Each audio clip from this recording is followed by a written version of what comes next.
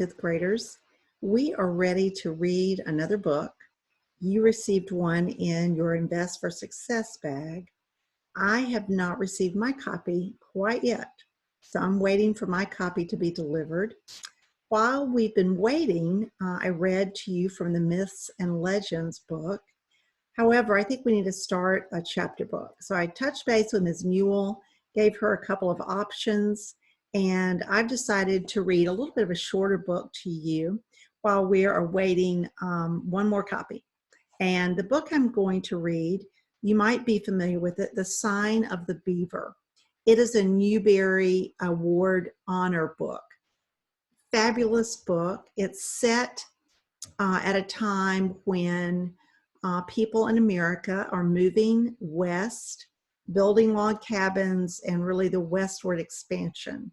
But it's a compelling story of a boy about your age and what he faces when his father leaves to go back to their original home and bring his family to the west. So I think you'll enjoy it, The Sign of the Beaver. And we'll start today, page 1, chapter 1. Matt stood at the edge of the clearing for some time after his father had gone out of sight among the trees. There was just a chance that his father might turn back, that perhaps he had forgotten something or had some last word of advice. This was one time Matt reckoned he wouldn't mind the advice, no matter how many times he had heard it before. But finally, he had to admit that this was not going to happen. His father had really gone. He was alone, with miles of wilderness stretching on every side. He turned and looked back at the log house. It was a fair house, he thought. His mother would have no cause to be ashamed of it. He had helped to build every inch of it. He had helped to cut down the spruce trees and haul the logs and square and notch them. He had stood at one end of every log and raised it, one on top of the other, fitting the notched ends together as snugly as though they had grown that way. He had climbed the roof to fasten down the cedar splints with long poles and dragged up pine boughs to cover them. Behind the cabin were the mounds of corn he had helped to plant, the green blades already shooting up, and the pumpkin vines just showing between the stumps of trees. If only it were not so quiet. He had been alone before. His father had often gone into the forest to hunt for hours on end. Even when he was there, he was not much of a talker. Sometimes they had worked side by side through a whole morning without his speaking a single word. But this silence was different. It coiled around Matt and reached into his stomach to settle there in a hard knot. He knew it was high time his father was starting back. This was part of the plan that the family had worked out together in the long winter of 1768, sitting by lamplight around the pine table back in Massachusetts. His father had spread out the surveyor's map and traced the boundaries of the land he had purchased in Maine territory. They would be the first settlers in a new township. In the spring, when the ice melted, Matt and his father would travel north. They would take passage on a ship to the settlement at the mouth of the Penobscot River. There, they would find some man with a boat to take them up the river, and then on up a smaller river that branched off from it, many days' distance from the settlement. Finally, they would strike out on foot into the forest and claim their own plot of land. They would clear a patch of ground, build a cabin, and plant some corn. In the summer, his father would go back to Massachusetts to fetch his mother and sister and the new baby. He would be born while they were gone. Matt would stay behind and guard the cabin and the corn patch. It hadn't been so easy as it had sounded back in their house in Quincy. Matt had had to get used to going to sleep at night with every muscle in his body aching. But the log house was finished. It had only one room. Before winter, they would add a loft for him and his sister to sleep in. Inside, there were shelves along one wall and a sturdy punch-on table with 2 stools. One of these days, his father promised, he would cut out a window and fasten coiled paper to let in the light. Someday the paper would be replaced with real glass. Against the wall was a chimney of smaller logs, daubed and lined with clay from the creek. This too was a temporary structure. Over and over, his father had warned Matt that it wasn't as safe as a stone chimney and that he had to watch out for flying sparks. He needn't fear. After all the work of building this house, Matt wasn't going to let it burn down about his ears. 6 weeks, his father had said that morning, maybe 7. Hard to reckon exactly. With your ma and sister, we'll have slow going, especially with the new little one. You may lose track of the weeks, he added. Easy thing to do when you're alone. Might be well to make notches on a stick.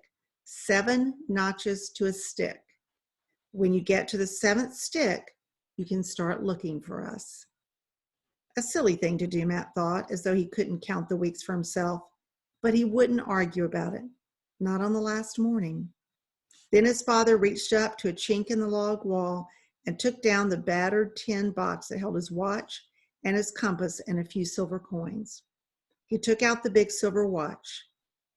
Every time you cut a notch, he said, remember to wind this up at the same time. Matt took the watch in his hand as gently as if it were a bird's egg. You aim to leave it, Pa? He asked. It belonged to your grandpa. Would have belonged to you anyhow sooner or later. Might as well be now. You mean it's mine? Aye, it's yourn. Kind of company hearing it tick. The lump in Matt's throat felt as big as the watch. This was the finest thing his father had ever possessed. I'll take care of it, he managed finally. Aye, I knowed you would. Mind you don't wind it up too tight. Then just before he left, his father had given him a second gift. Thinking of it, Matt walked back into the cabin and looked up at his father's rifle, hanging on 2 pegs over the door. I'll take your old blunderbuss with me, his father had said. This one aims truer.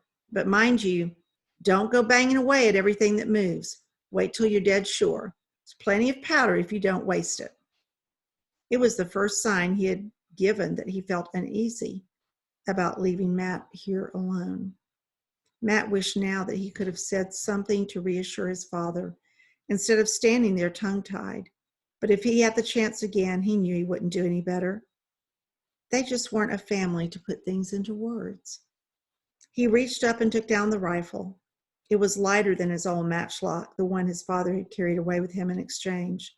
This was a fine piece, the walnut stock as smooth and shining as his mother's silk dress. It was a mite long, but it had a good balance.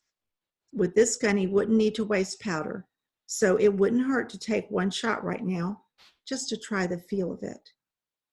He knew his father always kept that rifle as clean as a new polished spoon, but because he enjoyed handling it, Matt poked about in the touch hole with the metal pick. From the powder horn, he shook a little of the black powder into the pan. Then he took one lead bullet out of the pouch, wrapped it in a patch of cloth, and rammed it into the barrel. As he worked, he whistled loudly into the stillness. It made the knot in his stomach loosen a little. As he stepped into the woods, a blue jay screeched a warning. So it was some time before he spotted anything to shoot at. Presently, he saw a red squirrel hunched on a branch, with its tail curled up behind its ears. He lifted the rifle and sighted along the barrel, minding his father's advice and waiting till he was dead sure. The clean feel of the shot delighted him. It didn't get him back on his heels like his old matchlock. Still, he hadn't quite got the knack of it. He caught the flick of a tail as the squirrel scampered to an upper branch. I could do better with my own gun, he thought. This rifle of his father's was going to take some getting used to. Ruefully, he trudged back to the cabin. For his noon meal, he sat munching a bit of the Johnny cake his father had baked that morning. Already he was beginning to realize that time was going to move slowly. A whole afternoon to go before he could cut that first notch. 7 sticks. That would be August. He would have a birthday before August. He supposed his father had forgotten that with so many things on his mind. By the time his family got here, he would be 13 years old. Chapter 2, page 7. By the next morning, the tight place in his stomach was gone. By the morning after that, Matt decided it was mighty pleasant living alone. He enjoyed walking to a day stretched before him to feel as he pleased. He could set himself the necessary chores without having to listen to any advice about how they should be done. How could he have thought that the time would move slowly? As the days passed and he cut one notch after another on his stick, Matt discovered there was never enough time for all that must be done between sunrise and sunset. Although the cabin was finished, his father had left him the endless task of chinking the spaces between the logs with clay from the creek bank. At the edge of the clearing, there were trees to fell to let in more sun on the growing corn, and underbrush that kept creeping closer over the cleared ground. All this provided plenty of wood to be chopped and stacked in the wood pile against the cabin wall. To cook a meal for himself once or twice a day, he had to keep a fire going. Twice in the first few days, he had waked and found the ashes cold. Back home in Quincy, if his mother's fire burned out, she had sent him or Sarah with her shovel to borrow live coal from a neighbor. There was no neighbor here. He had to gather twigs and make a wad of shredded cedar bark, then strike his flint and blow on the tiny spark until it burst into flame. A man could get mighty hungry before he had coaxed that spark into a cooking fire. The corn patch needed constant tending. In these hot, bright days, every drop of water that those green shoots demanded had to be lugged from the creek, a kettleful at a time. And there was no way to water the corn without encouraging the weeds as well. As fast as he pulled them, new ones sprang up. The crows drove him distracted, forever flapping about. A dozen times a day, he would dash at them fiercely, shouting and waving his arms. They would just fly lazily off and wait on a nearby treetop till his back was turned. He dared not waste his precious powder on them. At night, wild creatures nibbled the tops of the green shoots. Once he sat up all night with his rifle across his knees, batting at the mosquitoes. When morning came, he stumbled into the cabin and slept away half the day. That was the second time he let the fire go out. He seemed to be hungrier than ever before in his life. The barrel of flour was going down almost as fast as when two were dipping into it. He depended on his gun to keep his stomach filled. He was still proud of that gun, but no longer in awe of it. Carrying it over his shoulder, he set out confidently into the forest, venturing farther each day, certain of bringing home a duck or a rabbit for his dinner. For a change of diet, he would take his fish pole and follow the twisting course of the creek, or walk the trail his father had blazed to a pond some distance away. In no time, he could catch all the fish he could eat. Twice he had glimpsed a deer moving through the trees just out of range of his rifle. One of these days, he promised himself he would bring one. It was a good life, with only a few small annoyances buzzing like mosquitoes inside his head. One of these was the thought of Indians. Not that he feared them. His father had been assured by the proprietors that his new settlement would be safe. Since the last treaty with the tribes, there had not been an attack reported anywhere in this part of Maine. Still, one could not entirely forget all those horrid tales.